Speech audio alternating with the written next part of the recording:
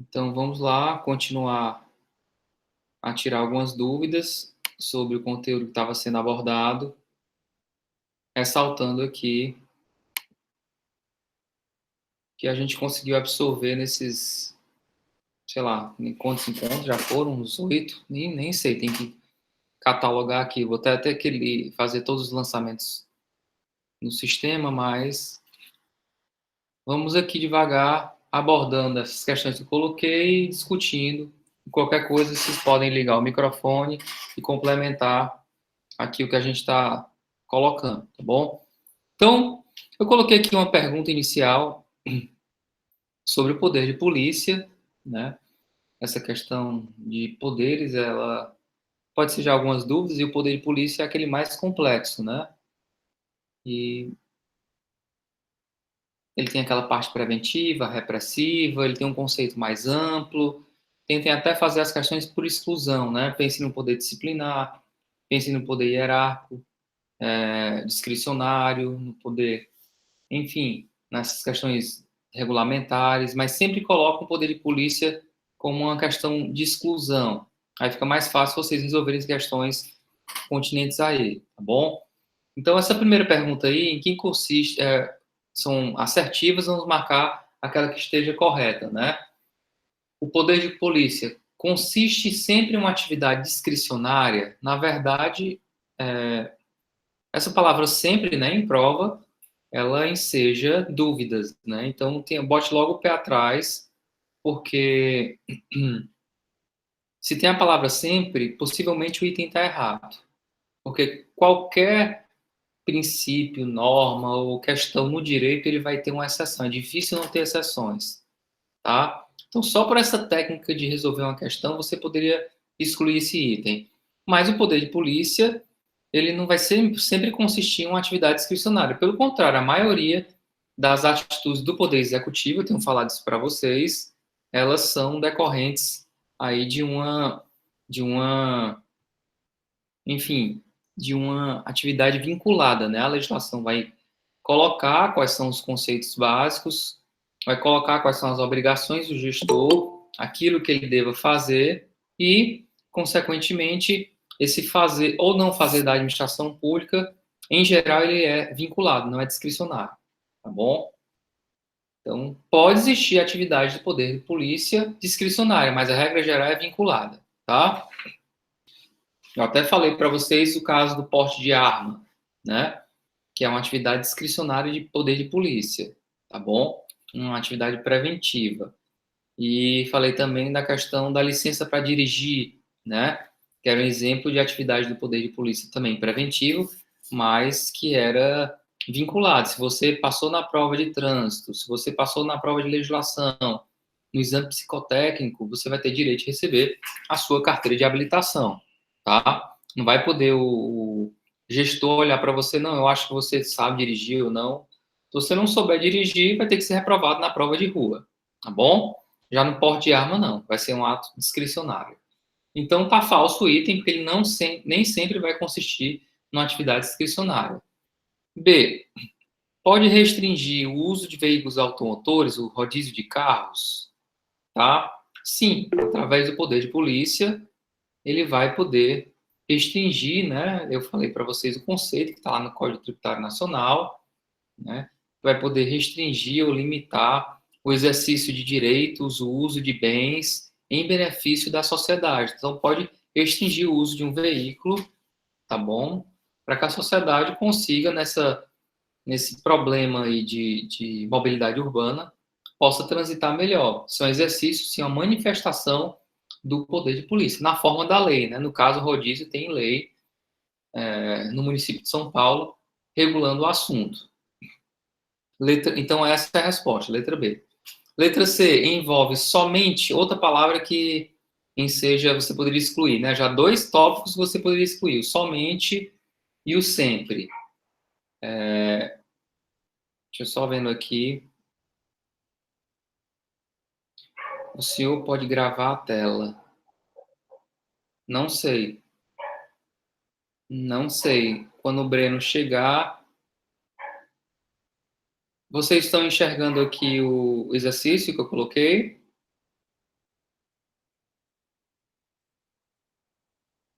Eu não sei responder a sua pergunta. Ah, vocês não estão vendo o exercício?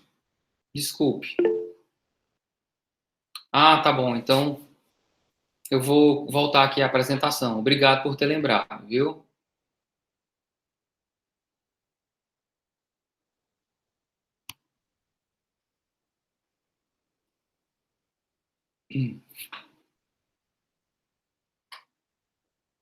Agora tá dando para ver a tela inteira. Pronto, deu certo. Então vamos lá. Então voltando, tá?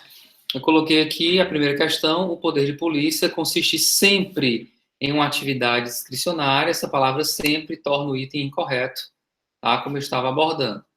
A resposta é a B, ele pode restringir o uso de veículos. A letra C envolve somente atos de sanção. Somente não, ele pode também se corporificar com um alvará, uma licença. Isso não é um ato de sanção, tá? É um exercício preventivo do poder de polícia. A sanção é um exercício lá repressivo, tá bom? Então, nem sempre o poder de polícia vai ser repressivo e se consubstanciar numa sanção. Letra D, não restringe a liberdade ou a propriedade? Falso, ele pode sim restringir a sua liberdade de vir e a sua propriedade na forma da lei. Claro, né? Tá bom? Então, eu acho que dava para excluir a letra A e a letra C só com essas palavras aí que são fortes, né? Sempre e somente, tá bom? E essa não restringe a liberdade ou não restringe a propriedade. E eu falei de modo muito claro que ele vai restringir, sim. Tá até em conflito, né? A letra B com a letra D. Um diz que pode restringir, o outro diz que não pode restringir. Então você ficaria na dúvida desses dois itens, tá certo? Mas no caso eu abordei aqui amplamente com vocês que o poder de polícia, sim, ele é restritivo em prol do bem comum, tá certo? Os interesses gerais da coletividade. Segunda questão, no exercício do poder sancionador ou poder disciplinar, tá bom? Vamos lá, analisar aqui os itens. Letra A, as sanções. Isso, primeiro letra B. As sanções. Depois eu colo para vocês um gabarito, o gabarito de todas as questões, para quem não pôde assistir, enfim, poder acompanhar com gabarito. Segunda, no exercício do poder sancionador disciplinar, a administração pública. Vamos lá. Letra A, as sanções de interdição de estabelecimento, de demolição de obra irregular e de multa são dotadas da prerrogativa da auto-executoriedade direta pela administração sancionadora. Aí tem um detalhe que eu vi com vocês, né, que está aqui na multa, porque a multa, meus amigos, ela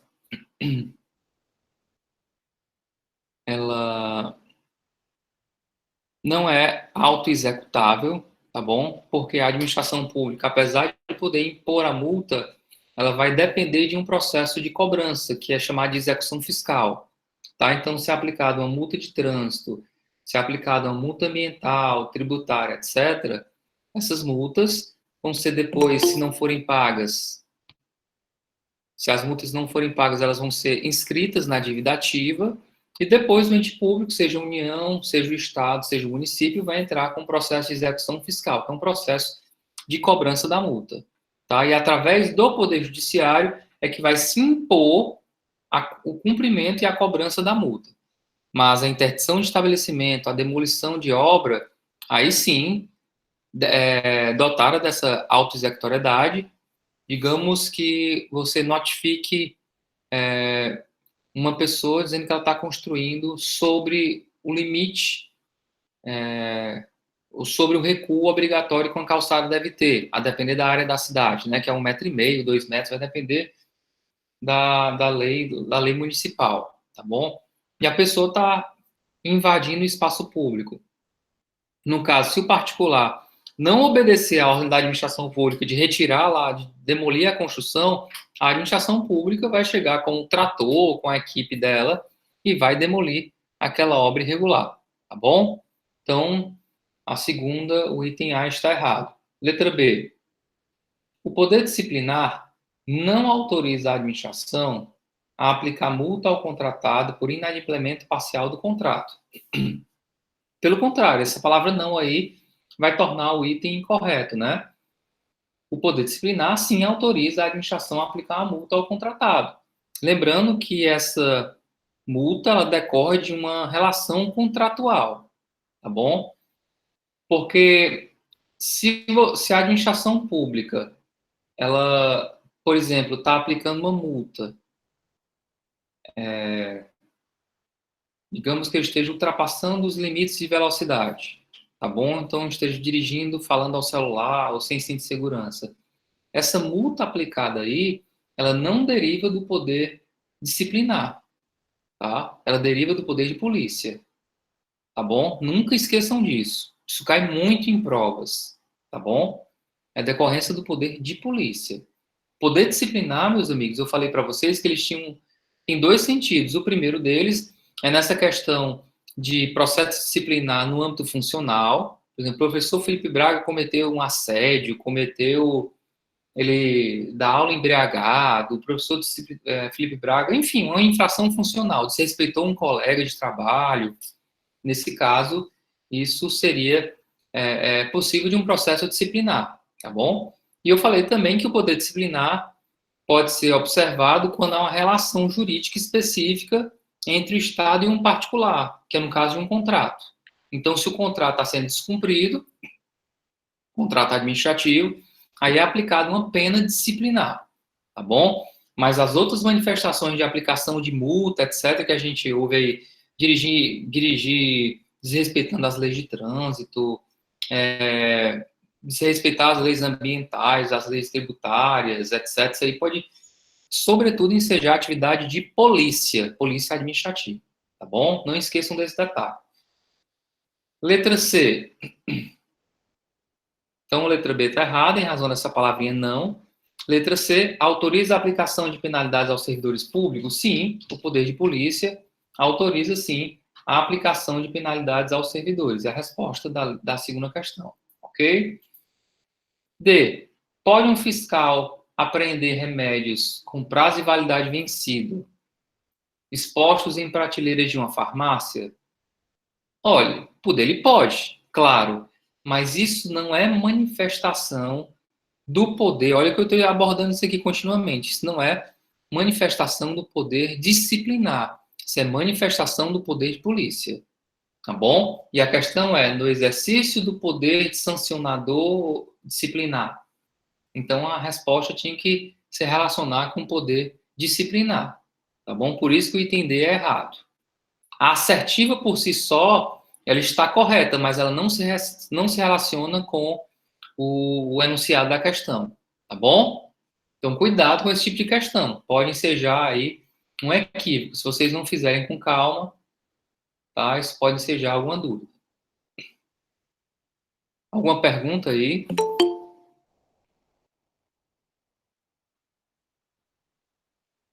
Se tiverem pergunta, podem ficar à vontade. Terceira questão.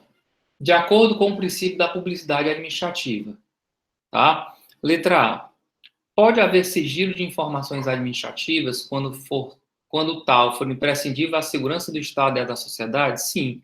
Essa é a resposta. O sigilo, ele pode existir, tá bom? Não existe um princípio absoluto de publicidade, tá? A Constituição e várias leis, inclusive a Lei do Acesso à Informação, ela diz que nesses casos de segurança do Estado e da sociedade pode haver sigilo. Eu falei para vocês, no caso de uma delegacia de polícia, você pode, com base na lei do acesso, pedir a escala de trabalho, a quantidade de armamentos e munição que tem no estabelecimento? Claro que não. É questão de segurança, tá? Questão também de segurança da sociedade, sigilo industrial do Estado, de pesquisa, tá? Que ele está mapeando a nossa plataforma continental. Isso pode ser de sigilo, sim, industrial brasileiro, ou questão de segurança pública, tá bom? Então, a letra A na terceira. Letra B. Prestem bem atenção na letra B. Esse tipo de questão que também cai muito. Parece com a segunda. Ó, é proibido constar nome, símbolo ou imagem que caracterizem promoção pessoal de autoridades ou servidores públicos em divulgação de atos, programas ou campanhas de órgãos públicos? Sim, é proibido, tá? Só que a questão, meus amigos, ela está se referindo ao princípio da publicidade. E eu expliquei isso para vocês. Essa proibição aqui, que está no artigo 37, parágrafo 4º da Constituição, ela se refere à ideia de impessoalidade, tá bom? Então, não confundam isso. Cuidado com esse tipo de questão aí numa prova, tá? Então, a assertiva, como eu falei, ela está até correta, mas ela não se coaduna com o enunciado da questão, que fala de acordo com o princípio da publicidade. Isso aí denota a ideia de impessoalidade, ok? Então, dá até medo de marcar A, né? Poxa, tá tão fácil assim, a gente fica até com medo, às vezes, de marcar uma questão dessa. O item A. Letra C.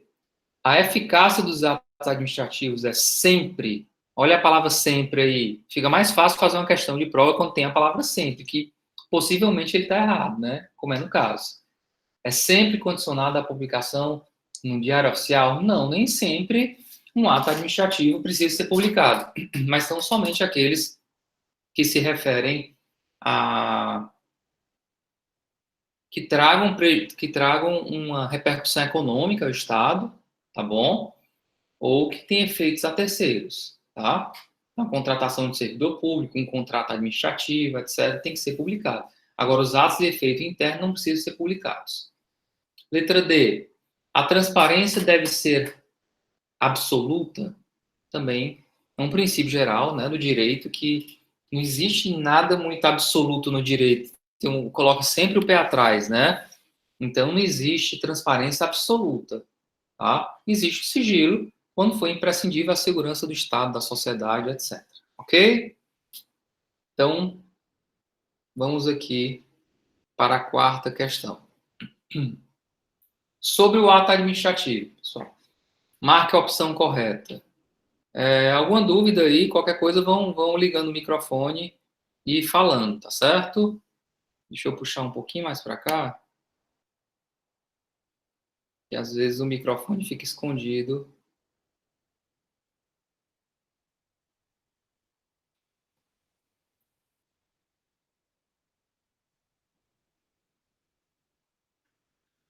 Isso. Vamos para a quarta questão.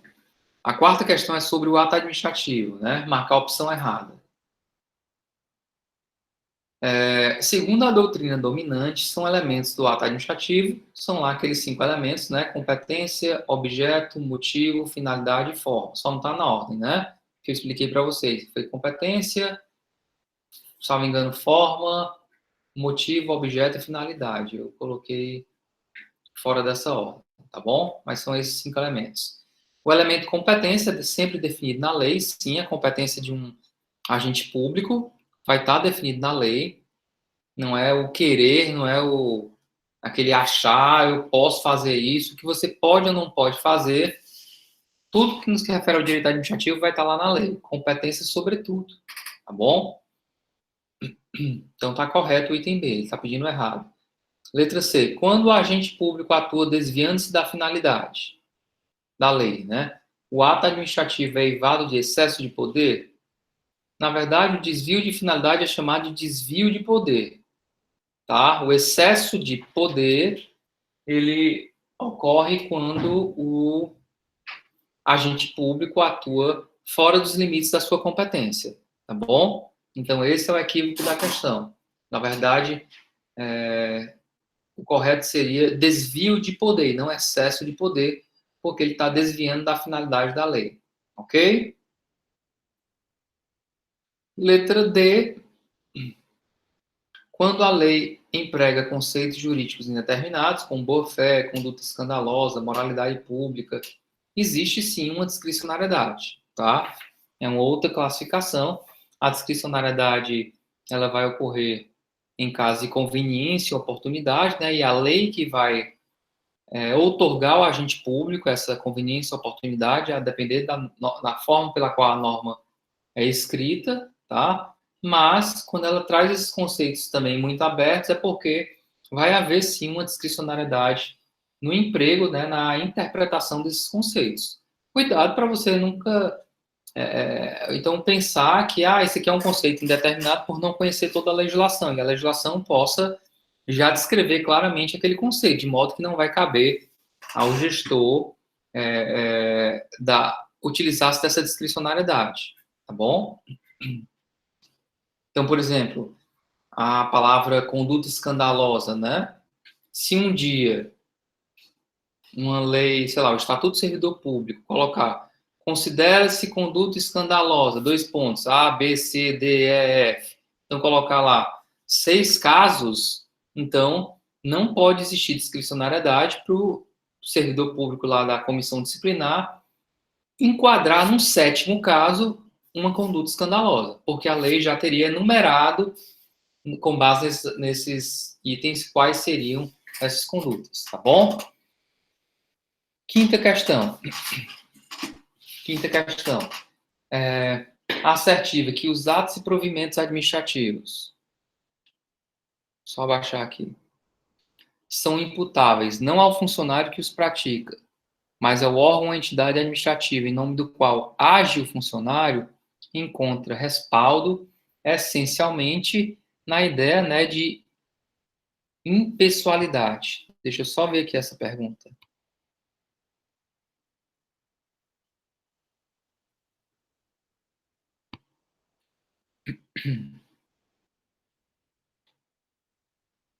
Só um segundo. Professor, quando alguém delega a competência por meio de um convênio, o convênio é tido como lei? Não.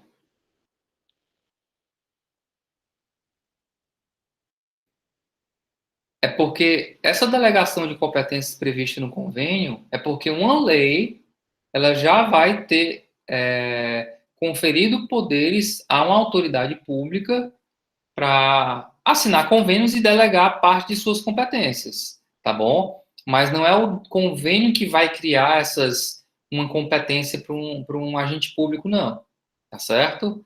Então, a competência ela sempre vai estar lá na lei em sentido estrito. Um convênio não vai criar uma nova competência para um agente público. Ela vai criar atribuições para as partes envolvidas, mas não é a competência como as atribuições de um cargo pela qual um agente público vai exercer, não. Ok? Então, cuidado só com esse detalhe.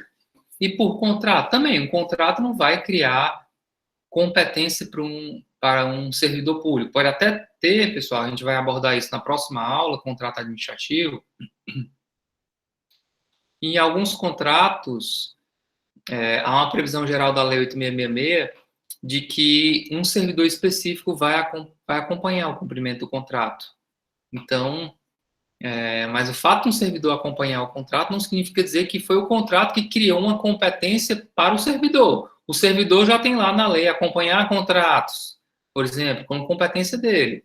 O contrato só vai formalizar quem é a pessoa que ela vai poder também ser substituída a critério da administração, ok? Mas não é o contrato ou um convênio que vai dar competência para um agente público fazer ou deixar de fazer algo, tá bom? Vai até criar obrigações entre as partes. A administração particular ou a administração.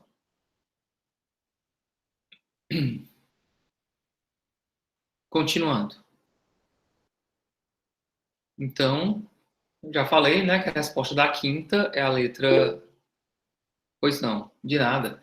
A resposta da quinta é a letra C, né? Então, essa ideia de que os atos e provimentos administrativos são imputáveis não ao funcionário, mas ao órgão ou entidade que administra, isso não tem...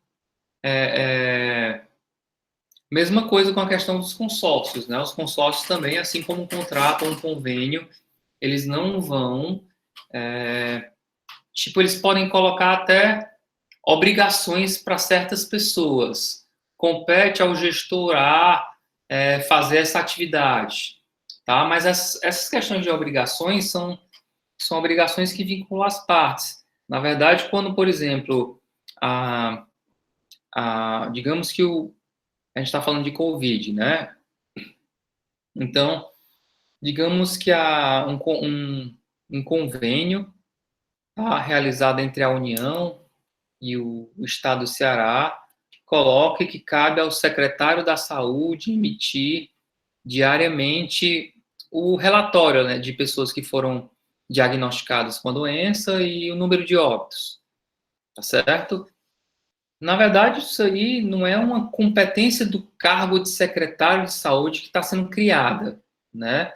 Ao cargo de secretário da saúde, se você pegar a lei que criou o cargo, ou a lei que regulamenta a Secretaria da Saúde de uma maneira geral, vai colocar, compete ao secretário da saúde dirigir toda a atividade de planejamento, etc, etc. Então, essa atividade que foi formalizada através do convênio é uma decorrência da atividade criada, que está lá na lei, que compete ao secretário lá da saúde dirigir a gestão da saúde no Estado, tá bom? Então, não é o convênio ou o consórcio que vai criar uma competência para um agente público, não. Quem cria é a lei, ok? Lei em sentido estrito. Pois não, à disposição. É, então, essa questão, você poderia também excluir, né? Moralidade, eficiência, razoabilidade. Eu acho que essa quinta questão dava também para fazer por exclusão. Não tem muito relação a esses princípios que foram colocados, tá bom? Lembrando, pessoal, que todas essas questões que eu coloquei aí, a maioria delas são questões de concurso, tá bom? Sexta questão. Quanto ao poder regulamentar ou poder normativo? Ele é exteriorizado através de decreto legislativo? Olha, você poderia até colocar, se fosse só a palavra decreto, aí sim ele poderia ser exteriorizado através de um decreto, né? Mas é decreto do Poder Executivo, não é decreto do Legislativo. Decreto do Legislativo é outra coisa, tá bom? Então tá falso o item. B. Não pode ser utilizado pelas agências reguladoras no exercício da discricionariedade técnica? Falso, porque pode sim. Eu, quando abordei aqui autarquias, né, falei que era uma característica das agências reguladoras ter esse poder normativo amplo. Então, é uma decorrência do seu regime jurídico, né? Na questão 5, a resposta é a letra C, tá bom? Então, na 6, o item A, pois não. O item A está errado por causa da palavra legislativo. Na letra B, o item B também está errado por causa da palavra não. Ok? Letra C. Pode ser exercido apenas pelos chefes do executivo e autoridades indicadas na lei, com a finalidade de dar fiel cumprimento às leis? Sim, é essa a resposta, tá bom? Da letra da sexta questão. E D é exercido pelo chefe do Poder Executivo para editar atos normativos originários tendo força de lei. Na verdade, nem sempre, pessoal. Pelo contrário, a regra geral é que os atos decorrentes do poder regulamentar, eles não têm força de lei, né? A lei, em sentido estrito, é a lei criada lá pelo poder legislativo, lei ordinária, lei complementar, tá bom? Um decreto, ele vem para dar fiel cumprimento à lei, ele tem força obrigatória, mas ele não é lei em sentido formal, tá bom? Ele não é um ato normativo originário, é um ato normativo meio que decorrente, secundário. Vem a lei, depois vem um decreto, depois vem um regulamento, depois vem uma portaria, tá bom? Então, ele está equivocado, porque ele não tem força de lei. Um decreto não tem força de lei, tá bom? A não ser que seja um decreto autônomo nas condições que eu até expliquei para vocês, né? A criação e extinção de cargos, etc.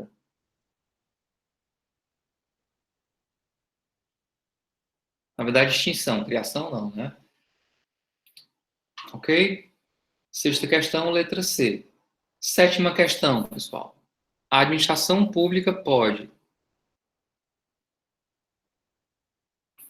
A administração pública pretende extinguir o ato administrativo que contém vício e ilegalidade.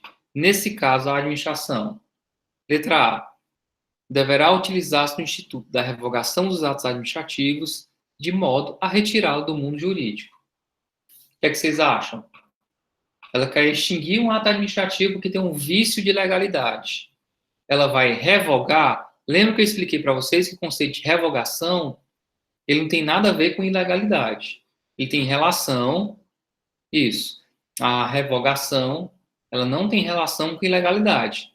Ele vai até retirar um ato do mundo jurídico, tá? Mas que não seja mais conveniente ou oportuno para a administração, tá certo? E o enunciado da questão se refere à extinção de um ato com vício de legalidade. Então, a letra A está errada, porque não se utiliza da revogação, tá? Letra B, deverá socorrer-se do Poder Judiciário? Olha, ele pode até socorrer-se do Poder Judiciário, tá bom? Mas eu falei para vocês que a administração pública, ela tem como uma regra básica o princípio da autotutela e ela pode, tá bom? Ela pode extinguir o ato por conta própria, de ofício, ela não precisa recorrer ao Poder Judiciário, tá bom? Quem recorre ao Poder Judiciário é o particular. A administração pública ela tem um poder, tá? Por que ela vai anular? Por que ela não vai anular? Ela faz de conta própria, de ofício, tá bom? Inclusive tem súmula do Supremo sobre isso. Então ela não tem que se socorrer do Poder Judiciário. Desculpa.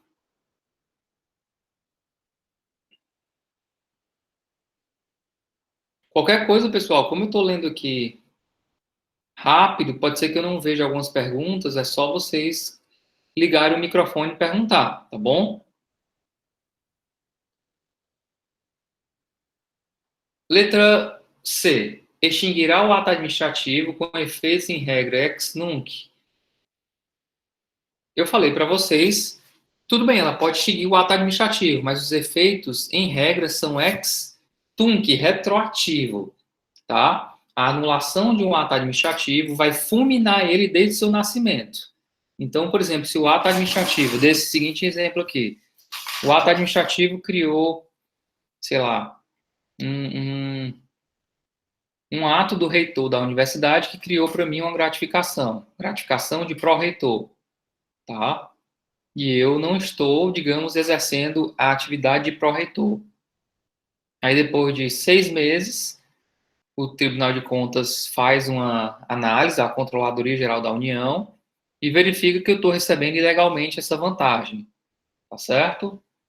A partir do momento que ele reconhece isso, ele vai ter que anular essa gratificação e eu vou ter que devolver esses 6 meses de gratificação que eu recebi ilegalmente, tá bom? Tem efeito retroativo, essa é a regra geral. Ex tunc com T, ok? Por isso que está errado a letra C. Letra D. Deve obrigatoriamente, em qualquer hipótese de vício de legalidade, manter o ato administrativo? Não. Não vai manter o ato, tá? Não vai manter ato que tenha vício de legalidade. Só um minuto. Ok? Então a resposta é a letra E. Se ela quer extinguir, anula o ato administrativo. Ok? Oitava.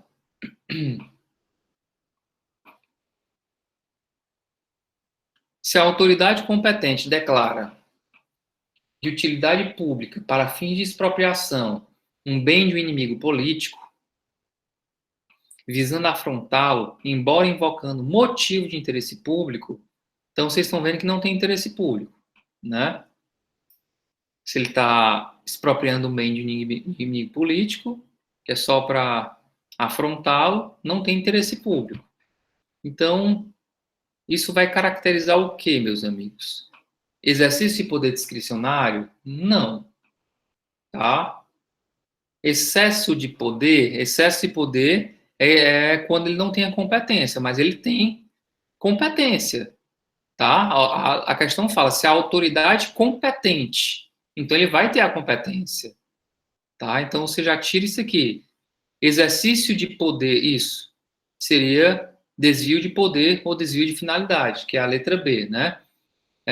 Exercício do poder político insuscetível de controle judicial? Não, pessoal. Claro que pode ter controle, tá? Você está fazendo uma desapropriação, seus atos vão estar lá sujeitos ao controle do poder judiciário. É claro que pode ser, por exemplo, eu estou desapropriando um terreno para fazer uma escola, tá? E aí, assim, para o judiciário se meter nesse terreno, só se for essa questão, se for provada a inimigo político, ou então o vizinho tem um terreno baldio e você está desapropriando uma construção de valor aquisitivo considerável, então não tem porquê, né? Aí fere a economicidade, mas a regra geral é que o Poder Judiciário não se mete nessas questões, tá bom? Então,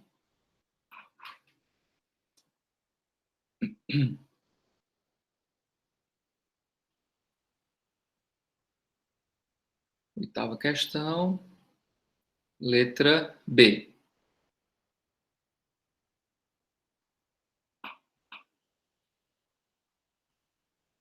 A sétima questão é a letra E, viu? Sem problemas. Sem problemas. Nona. Assinale a opção que contemple o ato administrativo passivo de revogação. Atestado de óbito, pessoal, o que é que vocês acham? É porque geralmente são atos, é só você olhar o que é vinculado e aquilo que é discricionário, né? Então, certidão de nascimento, atestado de óbito, são atos que você vai revogar por conveniência ou oportunidade, né? Um atestado de óbito, não existe isso. Homologação de um procedimento licitatório, tá? Eu falei para vocês poderiam até ter uma dúvida nessa questão da homologação do procedimento licitatório. Na verdade, não é nem um procedimento licitatório, é a licitação como um todo, né? Tá? Que é difícil ocorrer esse tipo de coisa, mas a autorização de uso de um bem público é um ato discricionário, tá? Então, ele é passível, sim, de revogação. Isso aqui é questão de concurso, realmente vocês podem se confundir um pouco com essa questão da autorização, mas licença para construir ou para edificar, lembra que eu expliquei aqui para vocês? Se vocês preencherem os requisitos que estão lá na lei, provar que é proprietário, juntar o projeto arquitetônico de acordo com os limites lá de recuo, de altura, de, enfim, uso, né? Você pagar as taxas, etc., você vai ter a sua licença para edificar. É um ato vinculado, tá bom? Então, a resposta da nona questão é a letra E. Décima. As afirmações abaixo estão relacionadas à obrigatoriedade de obediência dos princípios constitucionais pela administração pública. Então, vamos aqui. Os princípios devem ser obedecidos pela administração de qualquer dos poderes? Sim. Executivo, legislativo e judiciário. Tá bom? Alguma dúvida, podem ligar o microfone e perguntar, viu, meus amigos? Fique à vontade. 2. A obrigatoriedade de obediência destina-se à administração direta, não alcançando as empresas públicas. O que é que vocês acham?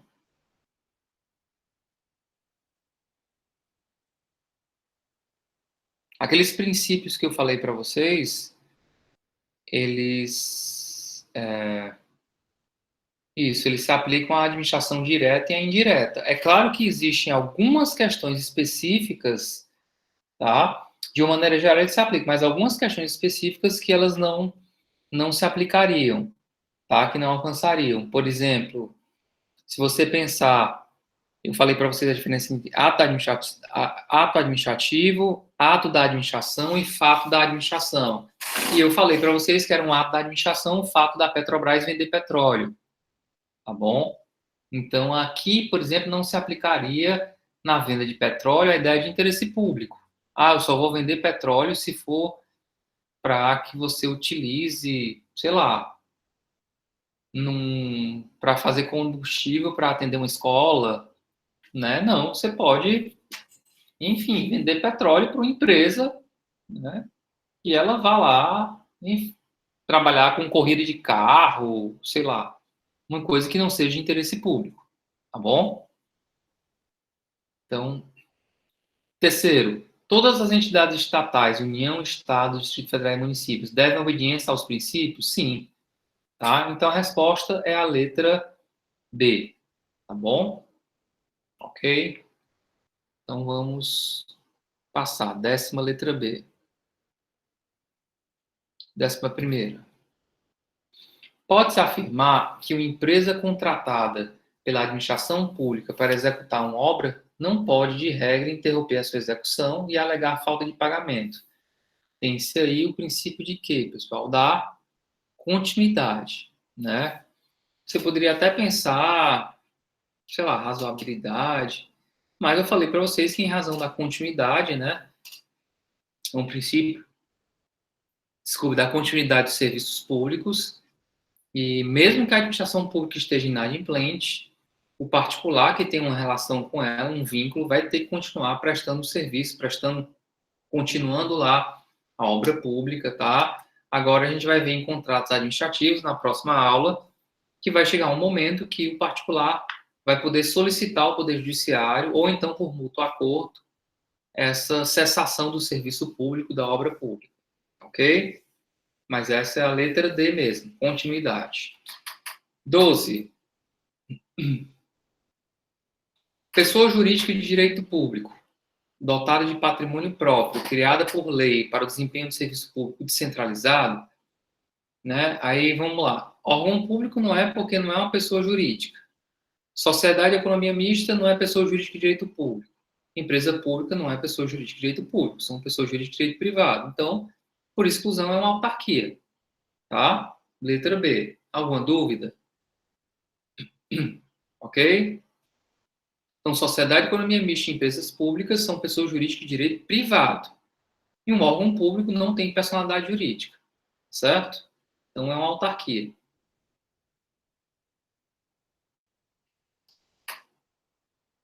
Sim, órgão público não é pessoa jurídica. Posso sim explicar, claro que posso. Órgão público, pessoal, por exemplo, se você pensa no estado do Ceará, a pessoa jurídica é o estado do Ceará, tá? Se você pensar em Secretaria da Fazenda, Secretaria de Segurança Pública, Secretaria de Educação, isso são órgãos do estado do Ceará, tá? Eles não têm personalidade jurídica. Se, por exemplo, o secretário de Educação, ele comete uma arbitrariedade, você não vai processar o órgão, você vai processar a pessoa jurídica. Digamos que o secretário de Educação deu um tiro em você. Está lá numa palestra e o aluno faz uma pergunta, ele fica incomodado, tá bom? E o secretário atira lá, em plena secretaria, no aluno, tá bom? No caso, pessoal, essa autoridade aí vai estar sujeita a um poder disciplinar, mas quando você for processar, você não processa o órgão, porque o órgão não tem personalidade jurídica. O órgão Secretaria de Segurança Pública, você vai processar quem? O Estado do Ceará. Vai ser a ação do aluno contra o Estado do Ceará. Então, órgãos públicos são atividades decorrentes da ideia de desconcentração, é uma ramificação interna, tá, de atribuições na forma da lei. Mas o órgão, como eu falei para vocês, eles não têm patrimônio próprio, não têm personalidade jurídica. Se você for, por exemplo, vamos dar o exemplo lá do Departamento de Medicina, Faculdade de Medicina. Se você for lá na Faculdade de Medicina, você não vai pegar a cadeira, o quadro e olhar lá, Faculdade de Medicina. Você vai pegar lá um quadro do inventário da universidade, vai ter lá, UFC, número 5.495. Tá? São bens da pessoa jurídica universidade, que é uma autarquia. Tá bom? Agora, o órgão Faculdade de Medicina, tá certo? Ele não tem personalidade jurídica. Não é uma pessoa jurídica, tá certo? É só um órgão. É uma ramificação interna da universidade. Ok? É bom dar uma olhada com calma nisso aí, para não se confundir, tá? 13.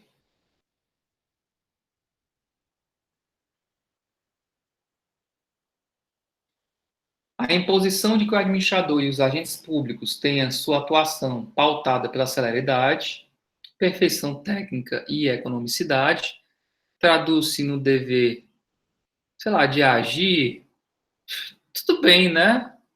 Dever de agir, mas é muito genérico, não é isso? Moralidade, prestação de contas, não, a ideia é de eficiência, tá? Em relação mesmo com o princípio da eficiência. É uma questão até meio mal redigida, né, para essa palavra dever de agir, tá? Porque, mas, quando tem a palavra economicidade, lembra que eu expliquei para vocês do princípio da eficiência, né? E foi uma das facetas que se refere à ideia de Tribunal de Contas, né, que é um custo reduzido, e a gente está passando por um período de bastante aplicação da ideia de eficiência, né? As entidades públicas estão revendo contratos, estão vendo formas de gastar menos, né? Porque a gente está arrecadando pouco tributo, as empresas não estão podendo produzir mercadorias e vender bens, né? E serviços, então a eficiência tem que ser aplicada ao máximo, ok? Então, letra D. Vamos agora para questões de VOF. Isso aqui eu tirei, meus amigos, questões de provas minhas. Tá? Então, essa questão 14 são todas questões de prova e eu peguei para joguei os itens aqui nesse VOF. Tá bom? Vamos aqui. O direito administrativo pode ser por ser um dos ramos do direito público, disciplina não somente a atividade administrativa do Poder Executivo, mas também do Poder Legislativo e Judiciário. Quer queira, quer não, eu já abordei isso com vocês um pouco mais acima nas outras questões, né? Então, tá correto, tá verdadeiro, tá? É ramo do direito público e lá no artigo 37 da Constituição vai colocar que a administração pública dos três poderes obedecerá, então, se refere à atividade administrativa dos três poderes, não é só do Poder Executivo, tá? Segunda, a jurisprudência, fonte não escrita do direito administrativo, obriga tanto a administração pública como o Poder Judiciário, na verdade, falso, porque a jurisprudência, ela não obriga, tá? Essa palavra obriga aí, ela está equivocada. É um indicativo, né? O que vai obrigar, pessoal, é a súmula vinculante, tá? Aí você pode colocar que a súmula vinculante ela decorre, né, de uma previsão constitucional, pode até ser uma manifestação futura, né, de uma Constituição jurisprudencial, mas ela vai obrigar tanto a administração pública como o Poder Judiciário. Mas jurisprudência e súmula vinculante são coisas diferentes, tá bom? Ok? Então tá falso o item.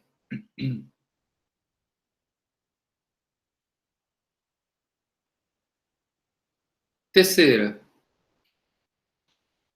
dado o estado jurídico de direito, também ao direito privado é aplicável o princípio da legalidade, tal como adotado na administração pública? Não, né, meus amigos? No direito privado, a ideia de legalidade vai se referir a tudo aquilo que o particular pode fazer. Então, é legal, posso casar, eu posso comprar, eu posso contratar, etc. Bem como que não for proibido pela lei. Então, a lei não me proíbe de usar máscara colorida, eu posso, tá bom? A lei não me proíbe, enfim, posso nem colocar aqui, são trilhões de exemplos, tá bom? Você não consegue nem imaginar, né? Inimaginável, tá bom? Quase que não sai a palavra.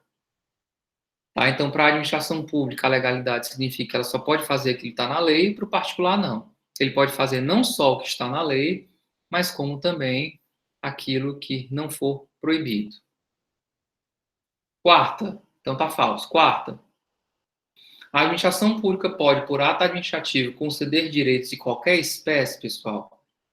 Como assim conceder direito de qualquer espécie? Não existe isso, tá? É a lei que vai conceder direitos, tá? De qualquer espécie. E nem de qualquer espécie, né? Tem limites constitucionais também, tá bom? Ela, por ato administrativo, aqui ela tentou confundir um pouco com o poder de polícia, né? Que, através do poder de polícia, ela pode impor vedações, ela pode criar obrigações, tudo bem. Mas ela não vai conceder direitos de qualquer espécie, tá certo? Então é falso.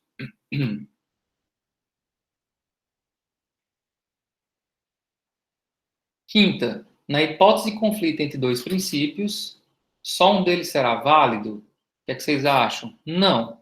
Se fosse conflito de regras, pessoal, aí sim você poderia colocar que só uma delas seria válida e iria prevalecer. No caso de conflito de princípios, eles vão se compatibilizar. Pode ser que, num determinado caso concreto, o juiz entenda que o princípio A prepondere sobre o princípio B. Num outro caso concreto, é o princípio B que pode ter um caráter predominante. Pode ser que, no outro caso concreto, eles atuem de modo harmônico, balanceado. Então, vai haver essa ponderação aí entre os princípios, tá? Não vai haver necessariamente uma exclusão, ok? E não existe essa que só um deles será válido. Não, só um deles pode ter o espectro de incidência predominante, tá bom? A contratação de assessores informais para exercerem cargos públicos sem a realização de concurso, além de ato de improbidade, configura lesão aos princípios da impessoalidade e da moralidade? Verdadeiro, né, meus amigos? Está tudo certo aí. Contratação sem concurso público viola a impessoalidade e, consequentemente, a moralidade. Se vocês colocassem numa questão para dissertar e colocassem só a palavra moralidade, vocês não poderiam esquecer que sempre, quando forem abordar a ideia de moralidade, nunca esqueçam de apontar um outro princípio, que o princípio da moralidade sempre está atrelado à ideia de outra norma, ou outro princípio, tá bom? Tá verdadeiro. Então, a sexta. Sétimo, em obediência ao princípio da publicidade, olha de novo, o mesmo item que eu já coloquei em questão anterior.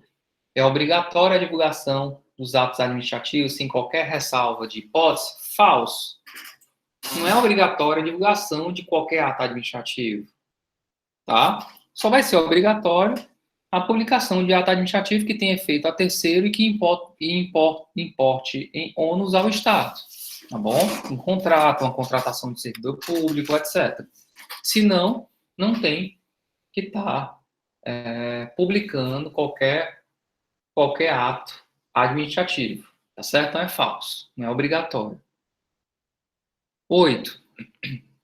Uma autarquia estadual integra a administração indireta do Estado? Verdadeiro. Tá? Só pensar, autarquia é administração indireta. Certo? Autarquia, empresa pública, sociedade de economia mista e fundação fazem parte da administração indireta. Tá? 9. As assembleias legislativas, pessoal, não possuem personalidade judiciária? Já de questão foi essa de concurso, né? Mas vamos lá. Eu acho, pessoal, pode até ter sido um erro de digitação, né? Não possui personalidade jurídica, né? Tá bom? Ó, as assembleias, a 8 é verdadeiro. As assembleias legislativas não possuem personalidade judiciária.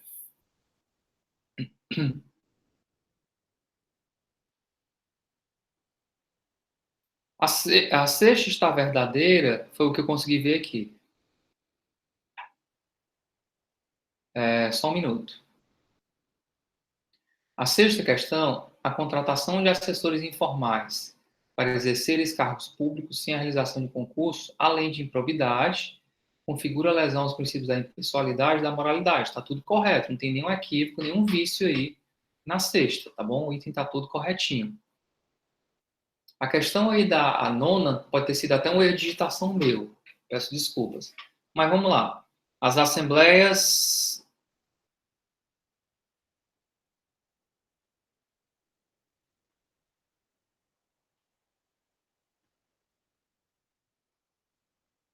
Tá, só um minuto. As assembleias legislativas estaduais não possuem personalidade judiciária. Eu acho que eu queria colocar aí a palavra personalidade jurídica, tá? Mas se for personalidade judiciária, seria falso, né? Porque elas podem, sim, julgar, né? Julgar um processo disciplinar, poderia julgar caso de impeachment. Aí, nesse sentido, elas teriam essa personalidade judiciária, mas, na verdade, eu acho que a palavra mais é judicante, judiciária, eu acho que depende da doutrina, né? A aluna colocou aí que tem jurisprudência do Supremo que fala na palavra personalidade judiciária. Eu não estou recordando, tá bom? Então é falso nesse sentido, tá? É falso porque elas podem, sim, ter essa personalidade, ok? Mas elas não têm, que é o mais importante, elas não têm personalidade jurídica porque a Assembleia Legislativa ela não é um órgão, tá? Desculpe, não tem personalidade jurídica porque a Assembleia Legislativa é um órgão, ela não é uma pessoa jurídica, tá bom? A Assembleia Legislativa, Poder Judiciário, Ministério Público, tá? São órgãos do Estado. Não tem personalidade jurídica própria. 10. Somente em se tratando em situação de urgência, está autorizada a administração a fazer cumprir as ações administrativas diretamente, sem prévia autorização do Poder Judiciário. Tá falso, né? Somente em caso de urgência, não. Sempre a administração está autorizada a fazer cumprir suas ações, sem prévia autorização do Poder Judiciário. Tá bom? Então, está aí o Breno colocando que existem alguns precedentes que elas têm personalidade judiciária. Isso mesmo. É porque eu acho que na questão eu queria falar de personalidade jurídica mesmo, tá? Mas, sim, elas possuem personalidade judiciária também, até para fins de, por exemplo, elas podem. Deixa eu dar aqui um exemplo bem claro para vocês. Você quer processar a Assembleia Legislativa do Estado do Ceará porque ela não tá cumprindo com o rito de um processo legislativo, tá? Aí você vai entrar com mandado de segurança contra a Assembleia Legislativa. Ela tem personalidade judiciária para figurar no polo passivo, tá? Aí nesse sentido ela tem, tá bom? Os órgãos, tá? Eles têm personalidade judiciária, não têm personalidade jurídica. Eu não quis aprofundar isso aqui, mas eu posso dar mais algumas questões. Por exemplo, eu falei para vocês que o órgão público, qualquer problema com o órgão público, em geral, você vai processar a pessoa jurídica, né? Mas isso é regra geral, para tudo tem exceção. Então, por exemplo, o professor Felipe Braga, ele tá, vou já repetir a 10. O professor Felipe Braga, ele tá lá dando aula e ele comete um abuso, tá bom? Sei lá, uma inviolabilidade da integridade física, ele dá um tapa no aluno, dá um murro no aluno. Isso nunca vai ocorrer, mas vamos lá, ele dá um tapa no aluno. Nesse caso, a ação que o aluno vai entrar para receber um ressarcimento, uma ação de responsabilidade civil, ela tem por objetivo uma reparação pecuniária em dinheiro. Nesse caso, como os órgãos públicos não têm patrimônio próprio, é só por vocês pensarem em regra, em lógica jurídica, você vai ter que processar a pessoa jurídica, universidade, tá bom? Agora, por exemplo, o professor Felipe Braga, ele é presidente da comissão examinadora de um concurso público, lá sei lá, de um departamento de economia, de contabilidade, de direito. E aí o professor Felipe Braga, ele nega por escrito a inscrição de um aluno pelo fato dele ser negro. Ele diz, ó, visualizo que o aluno fulano de tal juntou a certidão, a identidade e eu vi que ele era negro. E eu não tolero negro. Digamos que eu cometa uma arbitrariedade dessa, tá bom? Então, eu vou estar fora a questão criminal, né? Tá? A questão administrativa, mas, assim, do ponto de vista judiciário, por mais que não seja o órgão, o departamento que eu estou vinculado, é cabível você entrar com mandado de segurança. Tá? E o mandado de segurança vai ser contra a autoridade. Tá? O chefe do departamento, digamos que seja eu. Então, o departamento, que é um órgão, ele vai ter personalidade judiciária. Não tem personalidade jurídica, e essa ação aí, o mandado de segurança, é para corrigir tão somente a ilegalidade, corrigir o deferimento da inscrição. Não é uma ação para condenar danos morais, não é uma ação que tem esse conteúdo indenizatório, tá bom? Ok? Então, entenderam mais ou menos essa questão? Professor, dúvida. Personalidade jurídica? Pois não. Então, é porque eu tenho algumas anotações e nas minhas anotações, os órgãos públicos, como é o caso da Assembleia Estadual, eles só vão ter personalidade judiciária, eu posso ter escrito errado, se eles forem órgãos de cúpula, como são, e estiver agindo na defesa dos direitos institucionais. É isso mesmo? Órgãos de cúpula e tiverem. Agindo na defesa dos direitos institucionais. Na verdade, essa é uma questão doutrinária que ela vai cair em exceção, em erro, porque existem exceções, tá?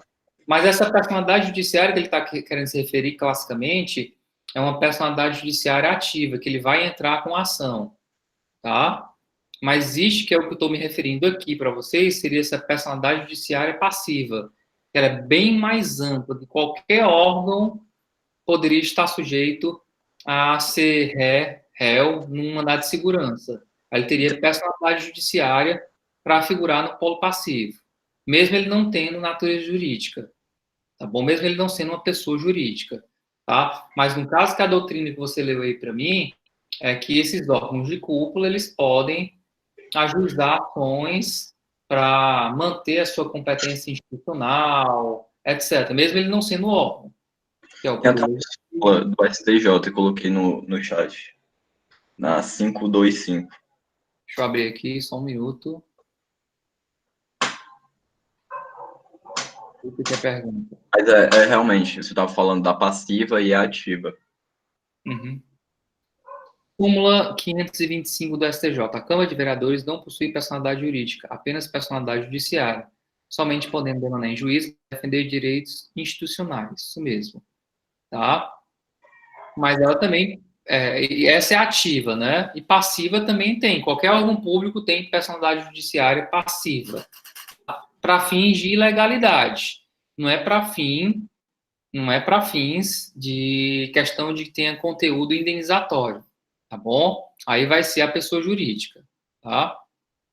Então, para corrigir uma ilegalidade, uma arbitrariedade, através de um mandado de segurança, caberia sim você colocar no polo passivo o órgão, tá? Eu vou selecionar mais alguns acordos para que isso fique mais claro para vocês e eu colo lá no grupo. Tá bom? Alguém queria perguntar sobre uma questão? Acho que era 10. Seguinte, somente em se tratando de urgência é que está autorizada a administração a fazer cumprir suas ações administrativas diretamente, sem a prévia autorização do Poder Judiciário. Eu falei que estava errado, porque não é só em caso de urgência que a administração pública pode fazer cumprir suas ações. Em casos ordinários, normais, que não tem nada a ver com urgência, ele não precisa do poder Judiciário. Por exemplo, a administração pública está lá fazendo uma fiscalização de rotina e visualiza que as pessoas estão vendendo produtos pirata. É urgente fazer a apreensão dos produtos? Não, mas ela o faz. É urgente, vai morrer, o Estado vai ser pior? Não, mas vai lá, decorre da sua atividade de poder de polícia, fiscaliza e apreende a mercadoria. Não tem nada de urgente nisso. Tá bom? 11. Então, a 10 é falsa. 9 também. 11. O excesso de poder, uma das modalidades do abuso de poder, configura-se quando o agente público pratica determinado ato alheio à sua competência. Aqui está falso. Aqui está verdadeiro, né, pessoal? Diferentemente das outras questões que eu tinha colocado acima, estavam falsos. Aqui está claro o conceito de excesso de poder, violação da ideia de competência, desvio de competência, né? 12. Todo ato praticado no exercício de função administrativa é considerado ato administrativo? Falso, né? Tá bom? Por exemplo, eu estou praticando um ato decorrente da atividade da minha função administrativa, mas isso não é um ato administrativo, isso é uma aula, tá? É só um fato da administração, tá bom? Outra coisa, existem atos que eu falei que são atos da administração, aqueles atos que envolvem a prática de intervenção no domínio econômico, né? Isso não tem relação com o ato administrativo. É a finalidade principal lá da administração indireta. Ok? 13. A aposentadoria de cargo de provimento efetivo. por implemento do requisito idade, né? É um ato discricionário? Não, é vinculado. Se é um requisito objetivo, você está se aposentando. Porque completou a idade, não é discricionário você aposentar a pessoa. É obrigatório. Se ela está requerendo, tá bom? 15. Poder de polícia, tá? Que é o que mais enseja questionamento. Estamos terminando. Poder de polícia. Na área administrativa, não difere do poder de polícia da área judiciária? Falso. Difere. Falei para vocês que a polícia judiciária é aquela polícia para averiguar crimes, né? Não tem nada a ver com a polícia administrativa. Tá? Que atua sobre bens, direitos, a polícia judiciária é sobre pessoas. Tá? A polícia judiciária ela é a polícia civil, polícia federal, a polícia administrativa é a ambiental, a polícia de vigilância sanitária, etc. Tá? Então é diferente. B. É exercido por meio de medidas preventivas, vedadas as medidas repressivas? Falso. Essa palavra vedadas, é claro que pode ter medida repressiva no poder de polícia. Tá? Imposição de multa, destruição de gênero alimentício, né? Embargo de obras, são medidas repressivas. C. Tem como atributos, dentre outros, a auto-executoriedade e a coercibilidade. Está verdadeiro é a resposta à questão. Tá? D. Tem como fundamento os princípios da moralidade e da continuidade dos serviços públicos.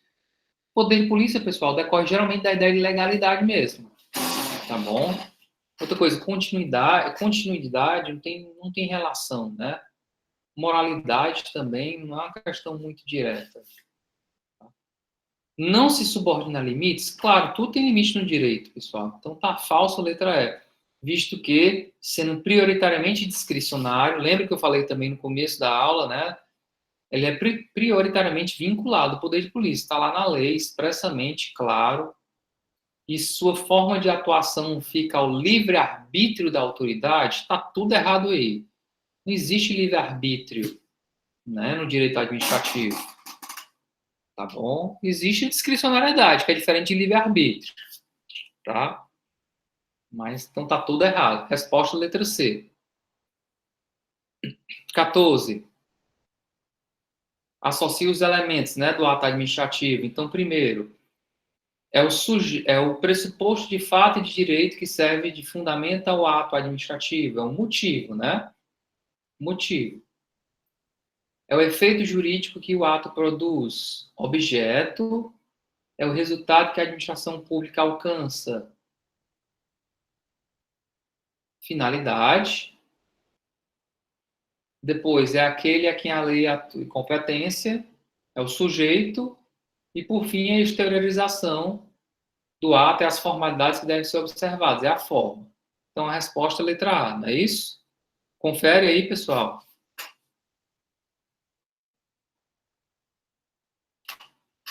Dezessete.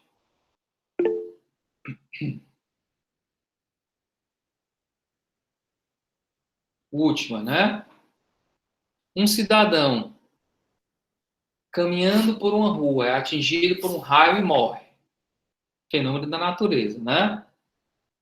A prova técnica evidencia que não houve conduta do Estado, nem omissiva, nem comissiva, uma ação que pudesse contribuir para o evento. Neste caso, letra A, não estão presentes os pressupostos da responsabilidade civil, porque não tem aí o nexo causal, né? Pode até ter um dano aí, mas não tem nexo causal. Tá? Faltou um dos requisitos. Tá bom? A B, a responsabilidade do Estado é objetiva, ele sempre responde por danos, independentemente de culpa ou dano? Não.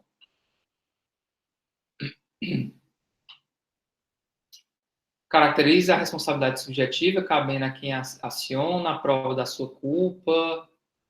Não, né? Nesse caso, ele não tem nada a ver com ação ou omissão. O Estado não responde porque só se caracteriza a sua responsabilidade na prática de ato ilícito. Não. O Estado, pessoal, pode praticar um ato lícito que enseje uma responsabilidade civil, tá bom? Pode ser que um ato lícito dele pratique um dano. por exemplo, ele está desapropriando e essa desapropriação possa causar um dano a uma pessoa, mesmo que ela seja lícita, tá bom? Então vai depender do caso concreto. O Estado deve indenizar a família porque é evidente o nexo causal? Não tem nexo causal, tá bom? E eu coloquei algumas questões aí, geralmente eu coloco assim na prova, foi só exemplificativo. Eu coloquei aí 3 itens para que vocês escolhessem um para dissertar, tá? Então, descentralização e desconcentração. Lembra a diferença? A desconcentração tem a ver com a questão de criação de órgãos, né? O Estado ramifica, distribui competências internamente dentro de uma mesma pessoa jurídica, tá? Então, por exemplo, a UFC, a Universidade Federal do Ceará, é uma pessoa jurídica que criou departamentos, pró-reitorias, biblioteca, prefeitura, ele desconcentrou. Volto já para a responsabilidade civil, viu, Amanda? Ele desconcentrou suas atividades, tá? E descentralização é quando o Estado ele não quer desempenhar diretamente as suas atribuições e ele ou entrega para um particular ou ele cria pessoas jurídicas, são as pessoas jurídicas integrantes da administração indireta, tá bom? Então é para dissertar sobre isso, dar exemplos, tá? Colocar o caso uma autarquia e por aí vai. A responsabilidade civil do Estado é sempre objetiva ou pode ser subjetiva? A regra geral é a responsabilidade objetiva, tá? Mas eu falei para vocês que quando houver a falha de serviço público, ela vai ser subjetiva, né? Então, aí vocês vão colocando as teorias, tá? Diferencia a anulação de revogação de ato administrativo, a revogação ela decorre de conveniência ou oportunidade, a anulação é por ilegalidade, os efeitos, a anulação é ex tunc, a revogação é ex nunc, a partir da declaração, legitimidade para anular e revogar, a anulação, tanto a administração pública como o Poder Judiciário pode anular. Já a revogação, quem o faz é a administração pública, tá? E por aí vai.